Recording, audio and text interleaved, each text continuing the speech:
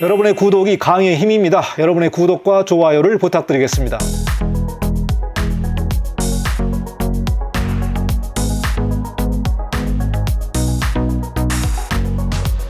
네, 안녕하십니까. 이관용 건축사입니다. 최근에 건축 경기가 상당히 어렵습니다. 이러다 보니까 건축사분들이 공공건축 현상설계에 많이 참여를 하고 있는데요. 그 경쟁률이 80대 1, 90대 1에 육박하는 상당히 높은 경쟁률을 보여주고 있습니다. 설계비가 4억 원인데 참여하는 업체들이 50개, 60개면은 그 참여 비용이 무려 6억 원에 육박하기 때문에 실제로 설계비보다 참여하는 비용이 더 높다. 이런 문제들이 나오고 있는데요. 이번 시간에는 대한경제신문에 실린 내용을 중심으로 해서 여러분에게 그 내용을 살펴보도록 하겠습니다. 현장에서는 실력보다 인맥이 필요하고 설계보다 영업이 더 중요하다. 이런 말이 나오고 있습니다. 그만큼 현장에서는 공정하지 못한 심사가 이루어진다. 이 내용을 말하고 있는데요. 공공건축 설계 불신의 늪. 이번에 일부 시간을 여러분과 같이 공유해 보도록 하겠습니다. 지난 4월 달에 제가 언론 뉴스를 중심으로 해서 공모 심사에 관련된 문제점을 여러 차례 보도를 했습니다. 설계 공모의 민낯, 당선 무효 판결에 충격적인 전말이라는 이 내용도 말씀드렸고요. LH 심사위원 같은 경우는 여러 차례 불공정 심의를 해서 최종적으로 징역 6년 실형을 받았다. 이 문제도 있었고요. 심각한 건축 공모 심사에 관련된 이 부분을 말하면서 정말 현장에 희망이 있는가 이렇게 내용을 전달했습니다. 그리고 건축계에 담합의 문제가 있어서요. 237억 원의 가진금을 부과했다. 이 내용이 나와 있는데 지난 4월 달에 제가 여러 차례 보도했습니다만은 이번에는 대한경제신문에 실린 내용을 중심으로 해서 여러분에게 보도를 하겠습니다. 언론에 나온 내용을 중심으로 해서 이렇게 제가 보도를 하는데요. 보도를 하면 뭐합니까? 이게 고쳐져야 되는데 계속해서 반복되는 문제가 현장에서 나오고 있는 것 같습니다. 2025년 5월 28일자를 보니까요. 대한경제신문에서 공공건축 설계 불신의 늪 이렇게 4번에 걸쳐서 기획 시리즈를 보도를 했습니다. 첫 번째는 불신이 깊어질수록 건축물이 멍든다 이 내용으로 발표했는데요. 이 부분은 대한건축사협회 정회원 1168명에 대한 설문조사를 중심으로 해서 여러 기획 시리즈를 보도를 하고 있습니다. 그래서 4번에 걸쳐서 대한경제신문에 나온 이 내용을 유튜브에서 여러분과 같이 공유를 해보도록 하겠습니다.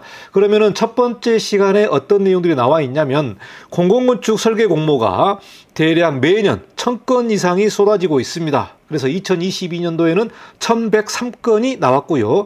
23년도에는 1124건, 그리고 2024년도에는 1051건이 발주됐습니다. 이렇게 매년 1000건 이상의 공공현상 설계가 나오고 있는데요. 이 내용은 2020년도에 설계 공모 의무 적용 대상을 설계비 1억 원 이상의 공공건축 사업으로 확대하면서 많은 현상 설계들이 나오고 있습니다. 그러니까 건축 설계비가 1억 원 이상이면 공공 경쟁을 통해서 발주를 하게끔 되어 있기 때문에 매년 1000건 이상의 공공현상 설계가 나오고 있습니다.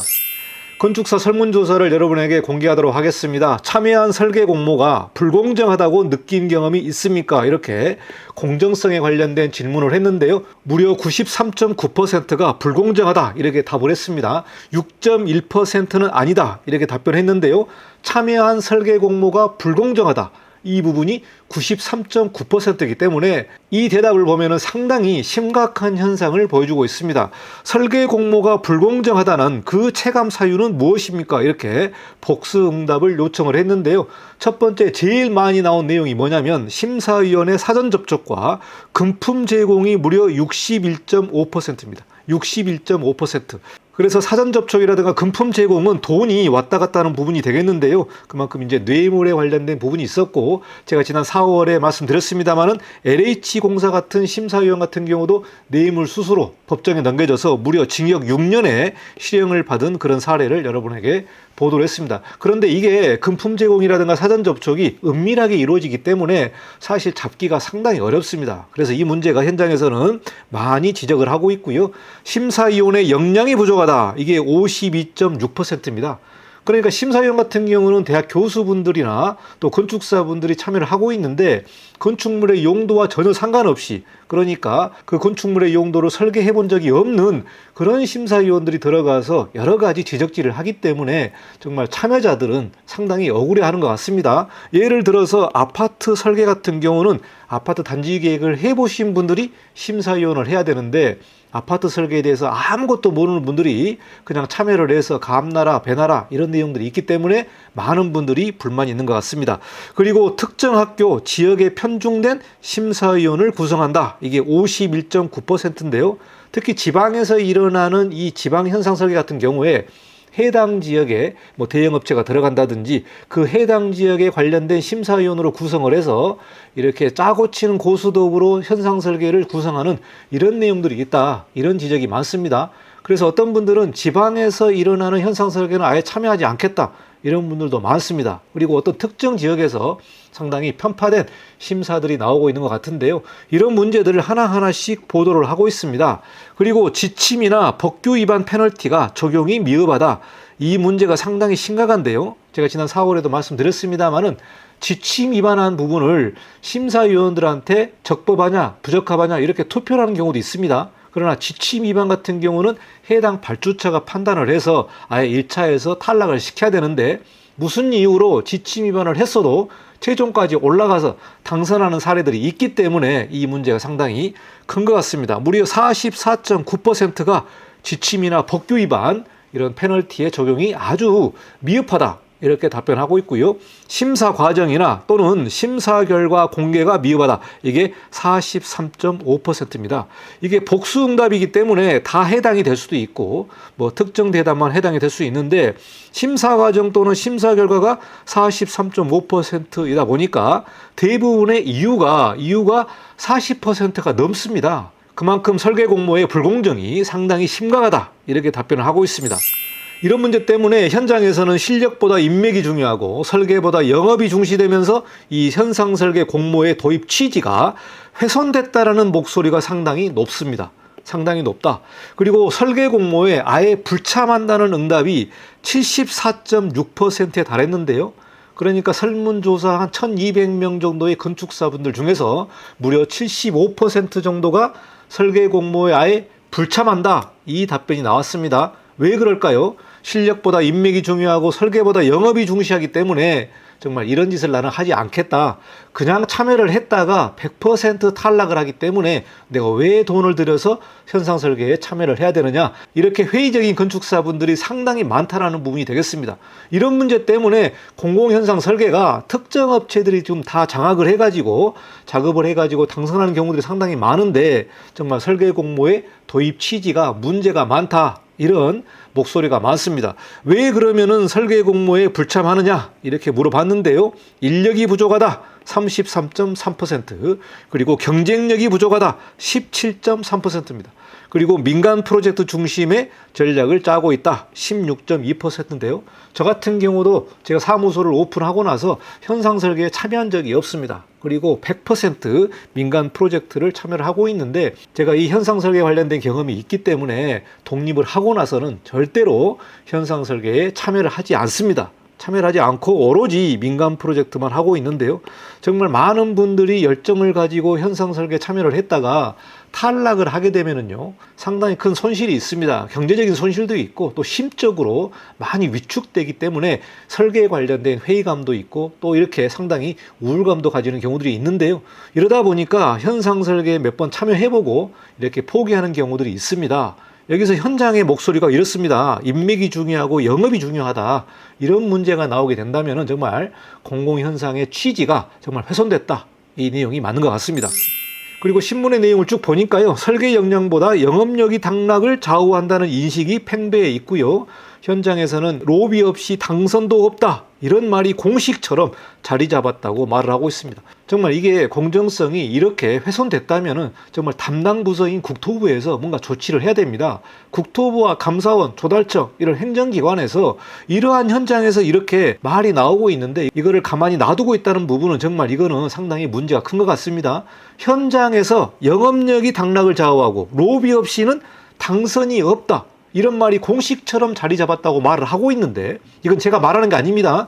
대한경제신문에 나온 내용입니다. 제가 이 내용을 그대로 전달을 하고 있습니다. 오죽하면은 신문사에서까지 이렇게 보도를 하고 있겠습니까? 그리고 대형 건축사 사무소 A사 관계자는 오너 방침에 따라서 와인이나 만년필 한 자루 선물조차 일절 금지하고 있는데, 최근 몇 년간 공공설계 공모 당선 사례에는 손에 꼽을 정도로 지금 나오고 있다. 그만큼 로비를 안 하고 선물도 안 하고 만나지도 않으면은 당선한 경우가 거의 없다, 이렇게 말을 하고 있습니다. 그만큼 현장에서는 현금성 로비 없이 현상 설계판에서 살아남기 어렵다는 게 정설이다, 이렇게 건축가 사무소 A사 관계자가 인터뷰를 하고 있습니다. 현금성 로비 없이 현상 설계판에서 살아남기 어렵다는 게 정설이다. 이러면은 지금 건축을 시작하는 사람들에게 무슨 희망이 있겠습니까? 희망이 있겠습니까? 정말 심각한 문제가 아닐 수밖에 없는데요. 이렇게 현장에서 나오는 말이 영업력과 로비가 더 중요하다. 정말 이 부분은 상당히 충격적으로 다가오고 있습니다. 이어서 기사를 말씀드리면은 설계 공모 운영 지침은 참가자와 심사위원 모두 사전 접촉 금지 서약서, 그리고 사전 접촉 여부 확인서를 발주 기간에 제출하도록 명시하고 있는데요. 일선에서는 이 부분이 형식적 절차에 불과하다는 반응이 지배적이다. 그러니까 공무원은 사전 접촉 금지 서약서 받았지 않습니까? 사전 접촉 여부 확인서를 받았지 않습니까? 이렇게 피할 수 있는 문서를 받습니다만은 현장에서는 형식적 절차에 불과하고 아무런 의미도 없다. 눈 가리고 아웅이다. 이렇게 말을 하고 있습니다. 중소건축가 사무소 B사 임원은 공모제도에 대한 신뢰가 무너지면은 결국 공공건축물의 품질도 함께 추락할 수밖에 없습니다. 이렇게 말을 했고요. 그리고 사전 접촉이 적발할 경우에 건축사 면허 취소에 준하는 강력한 제재를 이행해야 고질적인 병폐를 바로잡을 수 있다, 이렇게 인터뷰를 하고 있습니다. 이게 언론에서 이렇게 보도를 하고 검찰에서 수사를 해서 징역형의 결과가 나와도요, 잠시 동안 조용히 있다가 다시 활개를 피는 경우들이 많습니다. 이 문제이기 때문에 이게 고쳐지려면은 적발할 경우에는 건축사 면허 취소에 준하는 강력한 제재를 이행을 해야 되고, 심사위원회 교수 같은 경우도 바로 파면 조치를 해야 됩니다. 파면 조치하고 영구적으로 퇴출시키는 강력한 제재를 해야만 고질적 병폐를 바로잡을 수 있다, 이렇게 말을 하고 있습니다. 지금 새 정부가 들어섰습니다. 새 정부에 건의를 합니다. 국토부와 감사원, 조달청은 공공설계 감찰반을 365일 운영하라. 제가 이렇게 건의를 합니다. 한 번 걸리면은 영구 제명시켜야 된다. 이렇게 강력한 제재를 해야만이 공공현상에 관련된 심사가 그나마 조금 회복되지 않을까 생각을 하게 됩니다. 이번 시간에 기획 시리즈 1편을 마쳤고, 앞으로 하나하나씩 여러분과 같이 이 내용을 공유해 보도록 하겠습니다. 다음 시간에 또 뵙도록 하겠습니다. 감사합니다. 이관용 건축사였습니다. 네, 안녕하십니까. 이관용 건축사입니다. 이번 시간은 공공건축 설계 불신의 늪 2부를 시작하도록 하겠습니다. 이번 주제는 5개 회사가 조달청 발주가 하는 설계 공모에 설계에 비해 50%를 가져간다는 좀 충격적인 통계 뉴스를 가지고 여러분과 같이 공공건축 설계 불신의 늪 2부를 시작하도록 하겠습니다. 현재 이 상황이 대한민국의 현실이고요. 또 30대, 40대에서 건축사 사무소를 오픈해서 공공현상에 참여를 하실 분들은 현재 현상설계판이 이렇게 돌아간다는 부분을 냉정하게 받아들이면서 준비하시고 대비하시기 바라겠습니다. 그러면 본 영상은 대한경제신문을 중심으로 해서 제가 영상을 만들고 있습니다. 2025년 5월 28일 대한경제신문에서 이 기사가 나왔는데요. 대한경제신문이 주로 건축 설계업계와 감리업계에 관련된 기사를 좀 내보내고 있어서 제가 자주 방문하는 사이트가 되겠습니다. 여기 내용을 보시면은 공공건축 설계 불신의 늪 두 번째 시간인데요. 상위 5개사가 절반을 넘게 싹쓸이하고 있다. 시장 생태계 왜곡을 우려하고 있다. 이 뉴스로 기획 시리즈를 보도하고 있습니다. 제 컨텐츠는 언론 기사를 중심으로 해서 컨텐츠를 제작하고 있기 때문에 혹시 여기서 나온 5개사 또 10개사의 이름이 나오는데요. 그 부분은 뭐 제가 통계를 낸 게 아니고 대한경제신문에서 기획 시리즈로 낸 부분을 제가 여러분께 보도한다는 부분을 좀 말씀드리고, 제 개인적인 의견은 최대한 자제를 하면서 영상을 제작하도록 하겠습니다. 대한경제신문의 기사를 좀 요약해서 살펴보도록 하겠습니다. 조달청 설계 공모를 분석해서 이 기사를 작성을 했는데요. 설계사들이 공공현상에 등을 돌리고 과소 경쟁이 일상화되고 있다. 중소규모나 또 신생건축사 사무소의 진입장벽이 더욱더 높아지고 있고요. 업계에서는 공정성과 신뢰성을 회복을 못하면 품질 저하로 국제 무대 고립을 자초하고 연간 수주 상한제 같은 이러한 대책도 절실하게 필요하다. 이 부분을 말하고 있습니다. 그러면 구체적으로 대한경제신문에서 조달청 설계 공모를 분석한 자료를 좀 살펴보도록 하겠습니다. 본 분석 자료는 나라장터 조달 데이터 허브를 중심으로 해서 2023년 1월부터 2024년 12월까지 그러니까 2년간의 데이터를 분석한 자료를 보도하고 있습니다. 대한경제신문에서 이거를 보도를 하고 있는데요. 여기서 보시면은 최근 2년간 조달청 심사대행 설계 공모 수주 상위사 현황을 보니까요. 여기서 이제 10개 회사를 중심으로 해서 분석을 했습니다. 지난 2년 동안에 조달청에서 발주한 심사대행 설계 공모 수주 상위사 현황, 그러니까 어느 회사가 얼마나 수주를 했는지 그 부분을 분석을 하고 있는데요. 여기서 순위를 좀 살펴보도록 하겠습니다. 길종합건축사 사무소 ENG가 당선 건수가 28건이고요. 수주액 합계가 362억 원입니다. 362억 원. 자, 362억 원은 전체 수주액 대비 비중이 16.3%를 차지하고 있습니다. 16.3%. 2위는 건축사 사무소 에스파스인데요. 21건이 당선을 했고요. 271억 원, 12.2%. 3위는 DMB 건축사 사무소 14건을 당선을 했고요. 221억 원의 설계 수주를 했습니다. 9.9%의 비중을 차지하고 있고요. 4위는 해안종합건축사 사무소 3건을 당선을 했는데 설계비는 141억 원입니다. 6.3%를 차지하고 있습니다. 해안종합 같은 경우는 당선 건수가 아주 작지만 설계비가 크기 때문에 대형 건축사 사무소는 좀 등치가 큰 현상 설계에 참여하고 있다는 부분을 우리가 통계로 좀 알 수 있을 것 같습니다. 한들종합 건축사 사무소 14건인데요. 121억 원, 전체 수주액에 대비해서 5.5%를 차지하고 있습니다. 여기 상위 5개 회사가 나와 있는데 2년간의 조사를 분석을 해보니까 상위 5개사가 전체 수주 건수의 33.8%를 수주를 하고 있다. 이 분석이 나와 있고 여기서 금액을 보도록 하겠습니다. 전체 수주액을 보니까 50.2%를 차지하고 있습니다. 지난 2년 동안 조달청에서 발주한 설계 공모의 설계비를 상위 5개사가 50%를 가져가고 있다. 뭐 5%도 아니고 5개 회사입니다. 여기서 말하는 5개 회사가 전체 설계비의 50%를 가져가고 있다는 부분을 통계로 말하고 있습니다. 그리고 6위는 해마종합인데요. 87억 원, 3.9%를 차지하고 있고요. 행림건축이 4건으로 77억 원, 3.5%. 그리고 종합건축사무소 림 9건인데요. 76억 원이 되겠습니다. 3.4%를 차지하고 있고요. 종합건축사무소 선기획이 7건으로 72억 원, 3.2%고요. 마지막 ISP 건축사 사무소 5건으로 67억 원입니다. 그리고 3%를 차지하고 있는데 여기 상위 10개사로 우리가 그 내용을 확대를 해보면 전체 수주 건수의 47.3%를 가져가고 있습니다.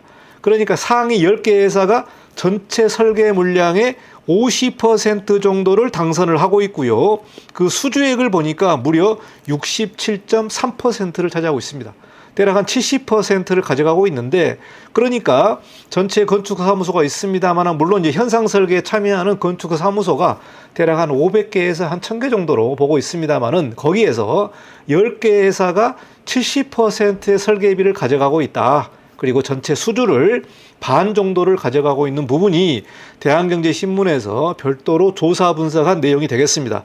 이 조사 분석한 내용을 보시고 여러분이 잘 판단하시기 바라겠습니다. 현재 현상 설계판이 이렇게 돌아가고 있다. 상위 5개사가 전체 수주액의 50%를 가져가고 있는 부분을 말씀드리겠습니다. 언론 기사를 좀 계속해서 보도록 하겠습니다. 수주 편중 현상이 극심해지면서 건축 서비스 산업 생태계가 왜곡될 우려가 있다. 이렇게 지적을 하고 있고요.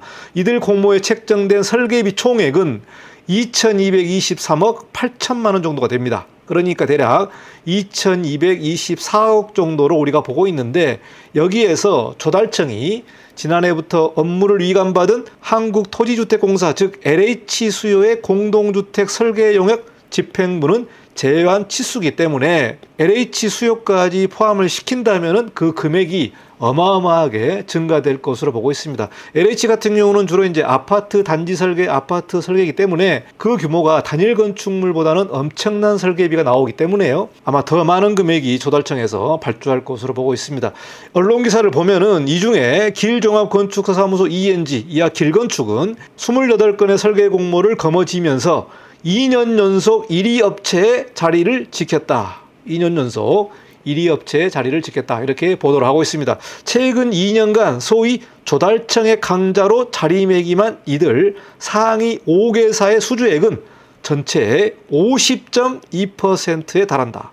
그러니까 5개 회사가 전체 물량의 50%를 가져가고 있기 때문에 이 수주 편중 현상이 갈수록 극심해지고 있다. 이런 분석이 나와 있습니다. 상위 10개사를 합쳐보면 67.3%로 상위권 쏠림 현상이 아주 심화되고 있다는 부분을 보도를 하고 있는데요. 거꾸로 얘기하면은 나머지 30%, 이 30% 설계비를 가지고 수많은 업체가 경쟁을 하고 있고 그 중에서도 아마 80%, 90%는 낙선의 고배를 마시고 있지 않나 그런 생각이 듭니다. 언론 자료를 이어서 계속 분석을 해보면은 대한경제가 최근 3년, 그러니까 2022년부터 2024년간 전국에서 집행된 설계 공모가 3,278건을 자체적으로 분석을 했습니다. 그래서 지역별 상위 10개사가 수주한 설계비 비중은 광주가 66.1%, 전북이 58.7%, 충북이 50.3%, 전남이 49%, 울산이 45%, 대전 43%, 경기 34.8%, 서울이 34.7%, 제주가 32.7% 이렇게 집계됐습니다. 어느 건축사분이 댓글을 남겨두셨는데 제주가 그나마 조금 공정하다 이러한 댓글 의견을 남겨두셨더라고요. 여기서 보시면은 제주가 제일 낮습니다. 32.7%로 제일 낮은데 여기서 보시면은 광주와 전북, 충북 등 일부 지역은 10개사가 전체 설계비의 절반 이상을 차지할 정도로 시장 집중도가 높았다. 그러니까 이 지역 같은 경우는 10개사가 집중적으로 수주를 하고 있는 부분을 보여주고 있습니다. 이러한 통계 때문에 이러한 지역에서 공공현상이 나오게 된다면 다른 지역에서 설계 참여를 안 하는 그런 경우도 있더라고요. 여러분이 이 통계를 보시고요. 이 통계를 보시고 잘 판단하시기 바라겠습니다. 서울과 경기처럼 상대적으로 시장 규모가 크고 참여업체가 다양한 지역에서도 상위 10개사가 약 35%를 점유하는 등 상위권 쏠림 현상이 일관되게 드러나고 있다. 이 뉴스가 나와 있습니다. 그러니까 서울과 경기권만 해도 35%까지 올라가 있다. 그만큼 상위권 10개사가 수주를 많이 하고 있다는 부분이 통계적으로 나와 있기 때문에 이 내용을 잘 보시기 바라겠습니다.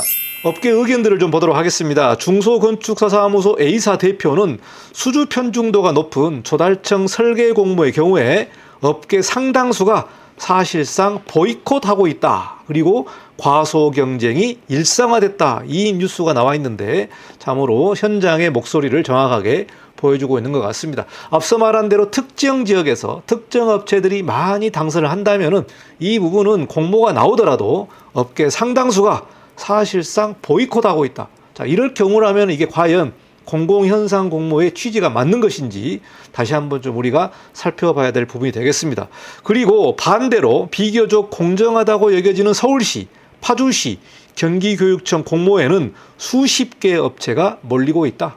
그러니까 공정하다고 판단이 되면은 많은 업체들이 이 지역에 몰려서 경쟁률이 80대 1, 90대 1까지 올라가고 있는 상황이 현재 공공현상의 상황이 되겠습니다. 그리고 이 부분은 중소규모와 신생건축사무소의 진입장벽이 아주 높아지고 있다는 부분을 단적으로 보여주고 있는 부분을 말하고 있습니다.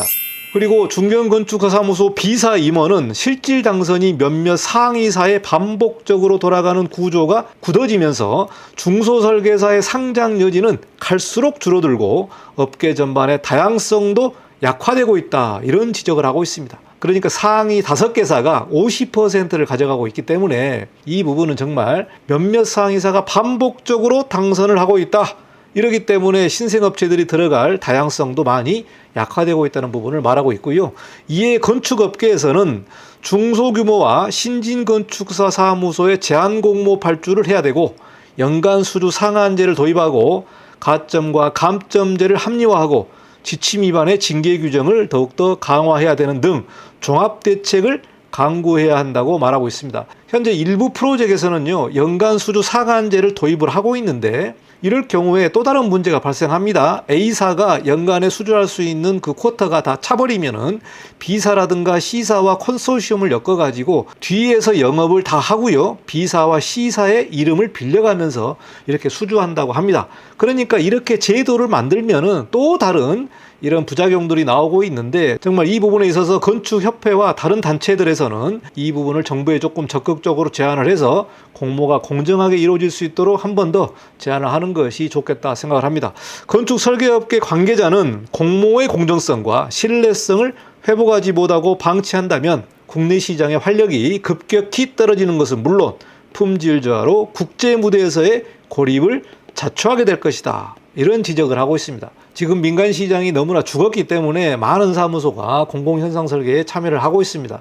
그러나 한두 번 참여해보고 당선을 못하면은 이제 포기하는 분도 계시고 계속해서 현상설계를 참여하시는 분들이 계시는데, 정말 공모가 정당하게 이루어지는지 또 신뢰성이 있는지 이 부분을 여러분이 잘 아실 겁니다.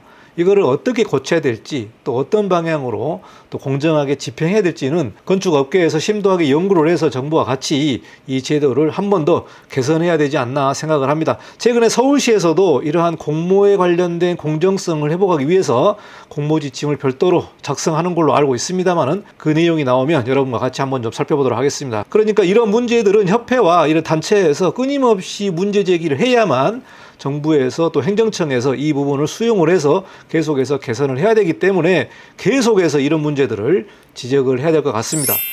네, 안녕하십니까. 이관용 건축사입니다. 이번 시간은 공공건축 설계 불신의 늪 세 번째 시간이 되겠습니다. 제가 두 번에 걸쳐서 공공건축 설계 관련된 현황을 좀 보도록 했는데요.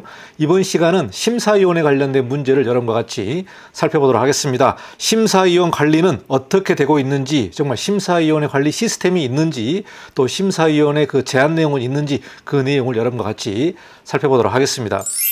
대한경제신문에서 기획 시리즈로 보도한 내용을 제가 유튜브 콘텐츠로 여러분과 같이 공유를 하고 있습니다. 이번 시간에도 세 번째 시간인데요. 공공건축 설계 불신의 늪 세 번째 시간인데, 그 주제가 국토부 고시를 위반한 내용이 수두룩하다, 운영 지침이 무색하다, 이 내용으로 보도를 하고 있습니다. 국토부의 지침을 보면은 건축 설계 공모 운영 지침이 있는데요. 여기 지침에 따르면 위원별로 심사 참여 횟수는 심사일 기준으로 월 2회 그리고 연 12회를 초과할 수 없습니다. 그러니까 한 달에 2번 이내로, 그리고 1년에 12번까지는 할 수 있는데 그 심사위원 횟수를 초과할 수 없다는 부분이 바로 국토부의 운영 지침인데, 대한경제신문의 분석 자료를 보니까 교수 33명이 지난해 연간 12회 제안의 규정을 어겼다, 이 내용을 보도를 하고 있습니다. 과연 이 교수 33명은 어떠한 제재를 받았는지 궁금합니다만은 지침에 관련된 위반을 어겼다는 부분을 말하고 있습니다. 대한경제신문의 분석 자료를 보니까 2024년 지역별 설계공모 심사위원 참여 현황을 분석을 하고 있습니다. 여기 지역이 나와 있는데요. 강원도부터 서울까지 전국 지역이 나와 있고 공모 건수가 나와 있고요. 심사위원 인원이 나와 있습니다. 그러니까 심사에 참여한 인원을 말하고 있는데, 제일 많은 지역이 경상, 부산, 울산 지역입니다. 여기에 296건의 공모 건수가 있었고요. 2,455명이 참여를 하고 있습니다. 그리고 심사위원 풀에 관련된 내용을 조사했는데요. 여기서 말하는 심사위원 풀은 심사위원의 그 명단이 쭉 있는데, 명단 안에서 프로젝트마다 심사위원을 추출을 해가지고 심사를 배정을 합니다. 그러니까 심사위원 풀이 많으면 많을수록 이 1인당 심사 횟수가 적어질 수밖에 없겠죠. 여기서 보시면은 1인당 심사 횟수까지 분석을 했는데요. 강원 같은 경우는 1.69회, 그리고 경기는 1.6회, 서울 같은 경우는 심사위원 1인당 1.3회가 되겠습니다. 그리고 경상, 부산, 울산은 1.57회로 나와 있는데요. 심사위원 풀하고 심사 횟수 이 부분까지 분석을 했습니다. 그러니까 연간 1000건이 넘는 공모건이 나오고 있는데, 이 1000건에 달하는 공공설계 공모를 소화하기에는 현재의 심사위원 풀 규모가 턱없이 부족하다, 이런 지적이 나오고 있습니다. 그러니까 반복적으로 심사를 참여를 하고 또 국토부에서 마련하고 있는 연간 12회 지침을 위반하는 그런 내용들이 나오고 있어서 이 심사위원의 풀을 조금 더 늘려야 된다, 이런 말이 나오고 있습니다. 그래서 심사위원 풀이 많으면 많을수록 1인당 심사회 수가 줄어들기 때문에 조금 더 공평하고 좀 편파적인 그런 심사에 관련된 부분이 개선되지 않을까, 그런 의견이 있습니다. 언론에 나온 내용을 좀 보도록 하겠습니다. 대한경제신문이 2024년도에 진행된 설계 공모 1051건을 분석을 했습니다. 그러니까 언론에서 건축 설계와 감리를 보도하는 이 언론사가 대한경제신문인데요. 여러분도 많이 방문해서 좀 살펴보시고, 저도 유튜브 콘텐츠를 위해서 종종 이 대한경제신문을 방문하고 있습니다. 여기 내용을 보시면은 교수 33명이 연간 심사회 수를 제한한 국토부 고시를 위반했다. 과연 이 국토부 고시를 위반해서 어떠한 제재가 있는지 모르겠습니다만은 이 고시를 위반하면 안 되겠죠. 심사위원 스스로 이 고시를 지키려고 노력을 해야지, 이 심사회 수를 넘어서 많은 심사를 참여하게 된다면은 좀 문제가 되는 것 같습니다. 심사위원으로 반복 위촉된 사실을 확인을 했고요. 연간 15회 이상 심사위원회에 참여한 교수가 17명입니다. 17명. 그러니까 연간 12회가 맥시멈인데 12회를 초과해서 15회 이상 심사를 참여한 교수가 17명이나 된다. 이 부분도 문제가 됩니다. 그리고 한양대, 원광대, 신라대, 대림대 소속 교수 4명은 지난해 20회 이상 심사에 참여를 하면서 고시 기준을 크게 상회했다. 이 내용이 나와 있습니다. 그러니까 15회 이상이 17명, 한양대, 원광대, 신라대, 대림대 4명은 20회 이상 심사에 참여하면서 고시 기준을 크게 위반했다고 말을 하고 있는데, 정말 이 부분은 누가 제재를 하고 누가 감시를 하는지 아무런 내용이 없기 때문에 이렇게 많은 심사에 참여한 것으로 봅니다. 먼저 이 심사에 참여한 교수가 가장 큰 책임을 져야 될 것 같습니다. 분명히 지침이 있는 것으로 알고 있습니다만은 이거를 위반하고 20회 이상을 참여했다는 부분은 스스로 윤리를 위반한 거 아니냐, 이 생각이 듭니다. 현재 공공건축 현상의 불신의 늪이 뭐냐면은 바로 이 심사위원회 관리 시스템이 없다는 부분이 되겠습니다. 발주기관 간의 심사위원 위촉 이력을 공유할 수 있는 통합관리 시스템이 부재합니다. 통합관리 시스템이 부재하다. 그러니까 국토부라든가 조달청에서 먼저 이 사이트를 구축을 해서 어떤 심사위원이 어디 심사에 들어갔는지 총괄적으로 파악할 수 있는 관리 시스템이 없다 보니까 이렇게 반복해서 들어가는 부분이 되겠습니다. 타 기관의 위촉 현황을 실시간으로 파악하기조차 어려운 실정이기 때문에 심사위원한테 그냥 의존할 수밖에 없는 상황이 되겠습니다. 그러니까 심사위원 스스로 윤리 규정을 지켜서 연 12회를 넘지 말아라, 이렇게 심사위원에게 위촉하다 보니까 심사위원이 위반하게 된다면 파악할 수 없는 사정에 나와 있다. 지침 위반할 경우에 별도의 제재 규정이 없다는 부분이 정말 심각한 문제인 것 같습니다. 이러한 제재 규정이 없는 공공현상 같은 경우는 정말 심사위원이 윤리적으로 투명해야 된다는 것을 가정하에 이렇게 진행을 하고 있는데, 사람 일이라는 게 그렇게 진행되지 않습니다.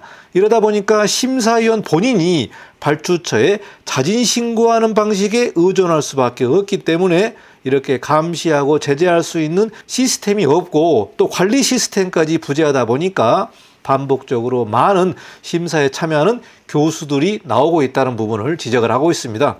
이런 문제 때문에 건축 설계업계 관계자들은 심사 횟수 제한 규정이 유명무실하다라고 입을 모으고 있습니다. 유명무실하다. 국토부의 지침이 있으면 그거를 지켜야 되고, 위반할 경우에는 원스트라이크 아웃제를 도입을 해서 영구 퇴출을 시켜야 되는데, 이게 아무도 제재를 하지 않고 심사 횟수 제한 규정이 유명무실하다고 현장에서 말을 하고 있기 때문에 이 심사위원 관리 시스템에 관련된 부재가 상당히 큰 문제가 되고요. 앞으로 국토부와 조달청에서는 이 관리 시스템부터 좀 체계적으로 만들어야 되는 게 가장 우선적인 일인 것 같습니다.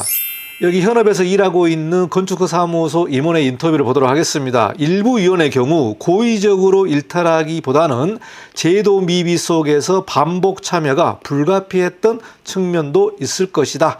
제도가 미비하기 때문에 자기도 모르게 12회를 넘어가는 그러한 심사에 참여할 수도 있다. 이런 문제들이 말하고 있기 때문에 심사위원 스스로도 자기가 심사위원회 관련된 횟수를 자세하게 체크해야 될 것 같습니다. 심사위원회 이름, 소속, 참여 공모전, 참여 횟수 등을 체계적으로 관리하는 서울시의 주어리 보드가 있는데요. 주어리 보드 같은 선진 사례를 전국적으로 확산할 필요가 있다. 이렇게 지적을 하고 있어서 제가 한번 이 서울에 프로젝트 서울을 들어가 봤습니다. 그래서 여기에 주어리 보드가 있는데요.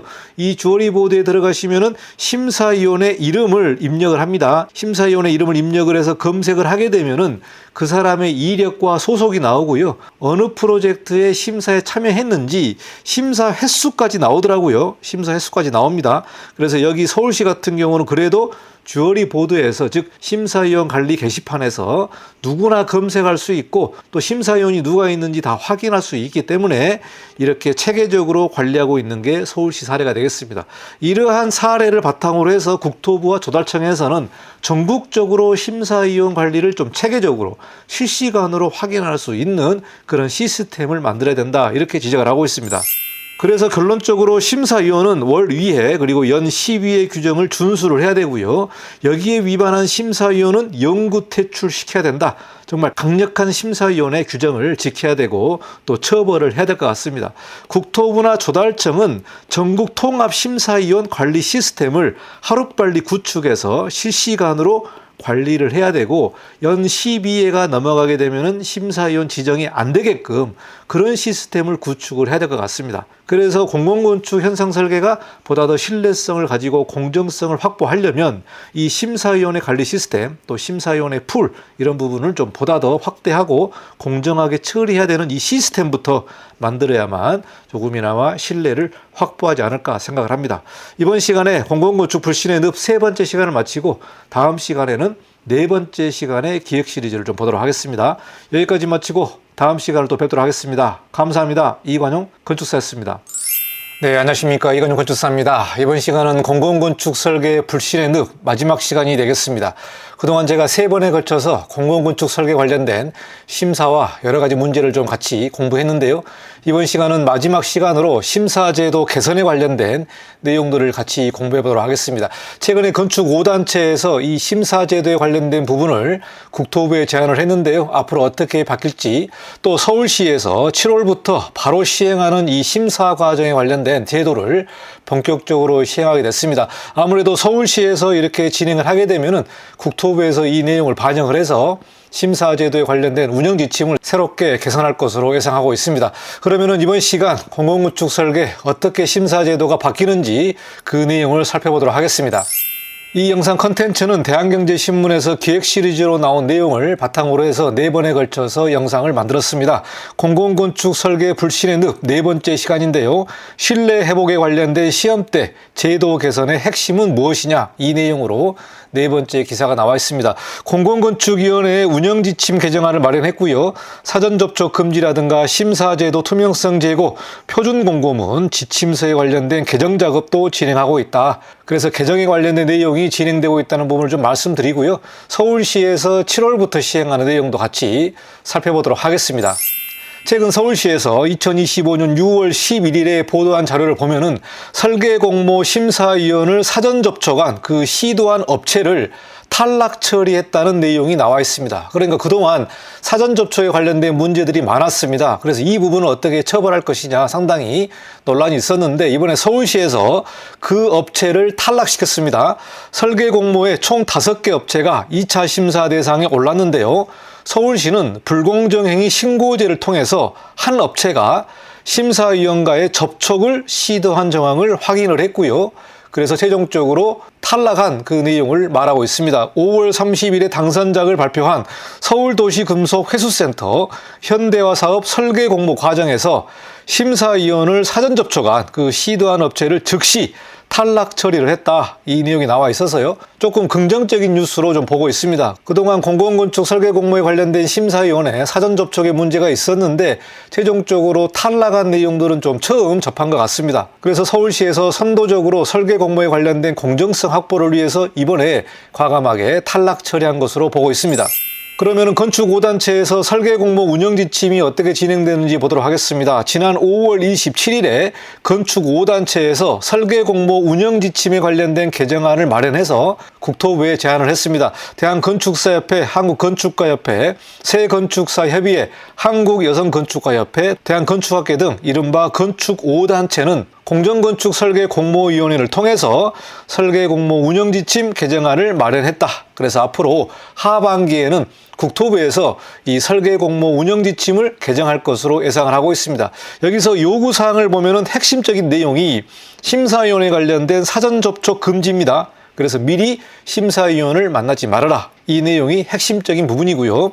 심사제도 전반에 투명성을 제고해야 된다. 이 내용을 요구했습니다. 이러한 내용들을 위반할 경우에는 심사 대상에서 제외하고 또는 자격 박탈 등을 통해서 실효성 있는 조치를 이번에 좀 명문화시켜달라. 그래서 두리뭉실하게 사전 접촉을 하지 않겠다 이런 서명 같은 부분이 아니라 구체적으로 위반할 경우에는 심사 대상에서 제외하고 자격을 박탈하는 등 강력한 실효성 있는 조치를 명문화시키는 것이 매우 중요하다. 이 부분을 요구했습니다. 그러면은 설계공모 운영지침에 관련된 부분에서 어느 부분을 제안했는지 보도록 하겠습니다.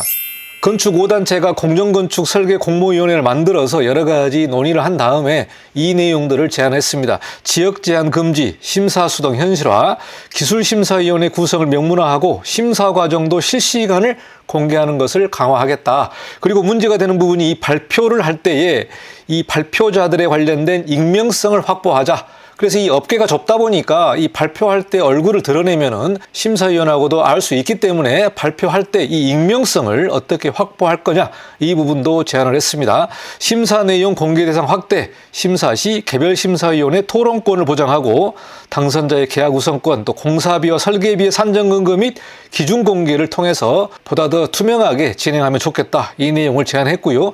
공모 관계자의 사전 접촉 금지 양식을 강화하고 위반할 경우에는 벌칙을 부여하는 구체적인 명문화 작업도 추가를 했습니다. 대상지가 속한 지역에서 심사위원회가 개최되는 경우에 사전 답사를 의무적으로 해야 된다. 그래서 현장을 좀 사전 답사하고 구체적으로 현장에 맞는 설계안이 마련될 수 있도록 대상지가 속한 지역에서 사전 답사를 의무화하자. 이 내용까지 제안을 했습니다. 그래서 이 내용이 이제 구체적으로 5단체에서 제안한 부분인데 국토부라든가 서울시에서 어느 부분까지 현실적으로 수용할 건지 이 내용을 면밀하게 검토한 다음에 그 내용이 확정될 것으로 보고 있습니다.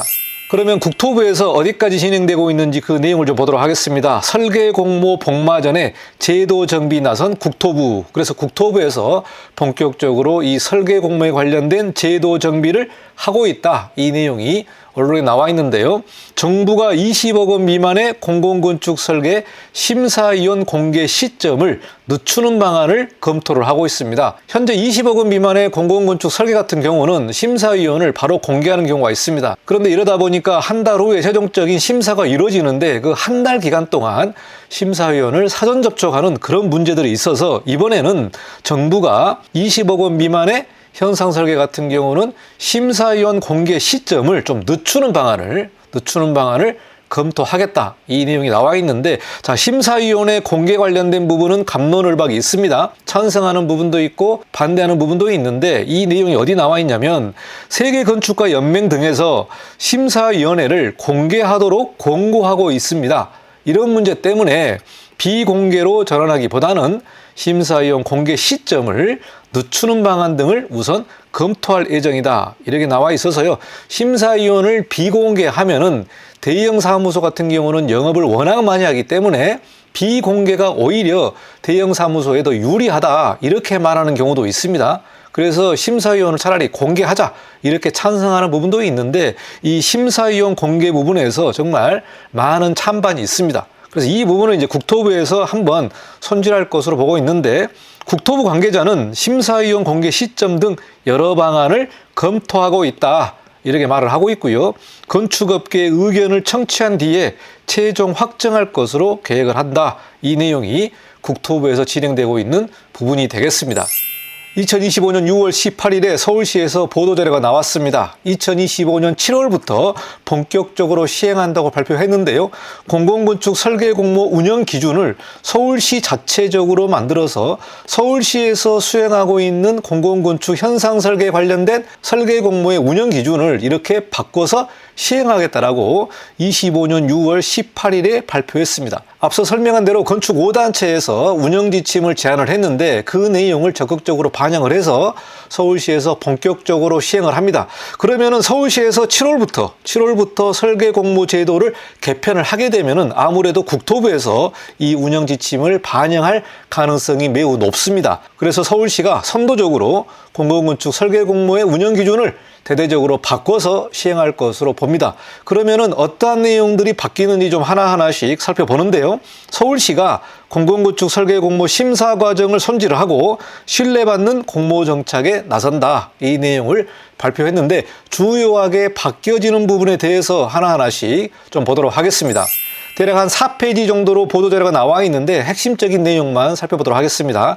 서울시 같은 경우는 기존에 운영위원회를 중심으로 경영 요건 등 자격 기준만 충족하게 되면은 심사위원을 위촉했었던 그 방식에서 벗어나 이력 기반 심사위원 후보 데이터베이스를 도입한다. 이렇게 나와 있습니다.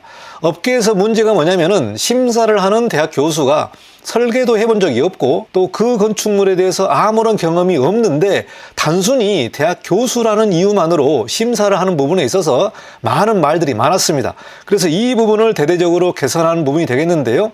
단순히 자격 기준만 보는 게 아니라 이력 기반의 심사위원 후보 데이터베이스를 도입한다라고 발표했습니다. 여기서 말하는 데이터베이스 S풀 같은 경우는 공공건축 분야의 수상 경력, 학술 연구 실적, 전문 매체 기고 이력 등 철저히 이력에 기반하고 검증할 수 있는 객관적 성과를 기준으로 해서 심사위원 후보자를 구성하는 데이터베이스다. 이렇게 발표하고 있기 때문에 앞으로 자격에 관련된 논란이 조금 더 완화될 것으로 보고 있습니다. 그래서 이 데이터베이스를 구축하는 부분이 핵심적인 내용이기 때문에 만약에 국토부에서 전 심사위원회 풀을 하나의 데이터베이스로 통합 구축을 해서 말 그대로 자격 기준으로만 보는 게 아니라 이력과 실적 기반으로 해서 후보를 선정하는 이 제도를 전국적으로 확대하면 좋을 것 같다는 생각이 듭니다. 국토부에서는 이 내용을 살펴보시고 데이터베이스를 어떻게 하면 현장에 맞고 공정하게 확보할 수 있는 그 시스템을 만드는 게 중요할 것 같습니다. 두 번째는 심사위원 관련된 부분인데요. 전체 심사위원 중에 70% 이상을 반드시 데이터베이스 풀에서 추천받도록 정하게 하겠다. 특정 인물의 반복 위촉을 막고 다양한 배경과 전문성을 갖춘 인재가 고르게 심사에 참여할 수 있도록 체계를 정비하겠다. 이 내용이 나와 있습니다. 전체 심사위원의 70%는 앞서 발표한 대로 이력 중심의 데이터베이스에서 심사위원을 추천하게 하고 나머지 30%는 좀 여유를 주겠다는 부분이 되겠습니다. 심사위원 선정의 형평성과 다양성을 강화하고 공공건축 심의 분과위원회를 새롭게 신설해서 출신 학교, 소속 분야, 성별, 비위 이력 등 종합적으로 고려해서 후보자에게 우선순위를 부여하겠다. 이 내용이 두 번째 개정사항이 되겠습니다. 그래서 이렇게 구체적인 개정사항이 나와 있는데요. 그래서 이 부분이 어떻게 공정하게 실천될지 그 내용도 매우 중요할 것으로 보는데요. 다양한 자료를 검토를 해서 종합적으로 판단하겠다. 이 내용이 핵심적인 부분이 되겠습니다. 그리고 다양한 제도 개선이 나와 있는데 서울시 같은 경우는 윤리교육 이수, 청렴계약서 제출 이 부분은 현재까지 좀 진행을 하고 있는데 심사위원회 선의에 맡길 게 아니라 보다 더 구체적인 시스템을 만드는 게 중요하기 때문에 다른 내용들까지 좀 살펴보도록 하겠습니다. 그래서 윤리교육, 청렴계약서도 중요하지만 공모 현장 설명회를 개최하고요. 사전 간담회에서 심사 제척이라든가 기피 기준 그리고 부정청탁 금지법 적용의 사항 등을 명확히 고지하겠다. 이 내용이 나와 있는데 중요한 부분이 사전 간담회에서 심사위원회 제척이라든가 깊이 기준 이 부분까지 구체적으로 만들겠다고 발표하고 있습니다. 그리고 심사할 때 발표자의 익명성을 보장하기 위해서 블라인드 발표를 전면적으로 도입을 합니다. 그래서 발표자 신원 노출이 없이 순서를 무작위적으로 추첨을 하고 가림막 등을 통해서 익명성과 평가의 객관성도 제도적으로 보장하겠다는 부분이 이번에 대대적으로 개편되는 내용이 되겠습니다. 그래서 블라인드 발표, 말 그대로 청 같은 것을 설치를 해서 얼굴을 서로 마주보지 않고 익명성을 보장하고 또 발표 순서도 무작위적으로 추첨을 해서 블라인드 발표를 전면적으로 도입하겠다. 이 내용이 서울시에서 대대적으로 시행을 하게 됐습니다. 그리고 마지막으로 심사위원 사전 공고 제도를 도입을 하는데요. 사전 공고할 때에 설계 공모의 기본 정보를 비롯해서 예비 심사위원을 포함해서 심사위원 명단을 공개를 하고요. 제척이 필요한 심사위원이 있다면 참가자가 본 공고 전에 기피 신청을 할 수 있도록 해서 심사위원 이쪽의 공정성에 대한 우려를 해소하겠다. 그래서 이 부분은 심사위원이 특정 프로젝트에 연관이 돼 있다든지 또 다른 루트를 통해서 심사위원의 제척이 필요하다고 판단이 된다면 공모하기 전에 기피 신청을 해서 그 부분을 판단하겠다. 이 내용이 나와 있기 때문에 심사위원회 관련된 기피 신청, 제척 사유 이 부분까지 총괄적으로 개선하겠다. 이 내용이 서울시가 발표한 부분이 되겠습니다. 그래서 2025년 7월부터 본격적으로 시행한다고 발표를 하고 있는데 지난 영상에서도 말씀드렸습니다만은 전국적인 통계를 보면은 그나마 서울시가 공정하게 진행되고 있다고 말을 하고 있습니다. 다른 지역에 비해서 서울시가 공정하게 진행되고 있다. 제주 같은 경우도 굉장히 공정하다고 말을 많이 합니다만은 여기서 더 공정하게 진행할 수 있도록 대대적으로 개편을 한 부분이 되겠습니다. 이 부분이 전국 지자체로 다 확대하면 좋을 것 같고요. 국토부에서도 이 내용을 적극적으로 반영을 해서 운영지침을 개선하고 하반기에 국토부의 운영지침이 나올 것으로 예상을 하고 있습니다. 여기까지 대한경제신문에서 보도한 기획 시리즈를 중심으로 해서 영상을 만들었는데요. 4번에 걸쳐서 공공건축 설계 관련된 문제, 또 심사제도에 관련된 문제를 하나하나씩 여러분과 같이 살펴봤습니다. 앞으로 이 제도가 개선된다면 어떻게 개선될지 구체적인 지침이 나오면 다시 한번 여러분과 같이 공유하도록 하겠습니다. 여러분 현상설계 준비하시는 많은 건축사분들 희망을 가지시고 앞으로 좋은 방향으로 심사제도가 개선되기를 바라겠습니다. 다음에 또 뵙도록 하겠습니다. 감사합니다. 이완용 건축사였습니다.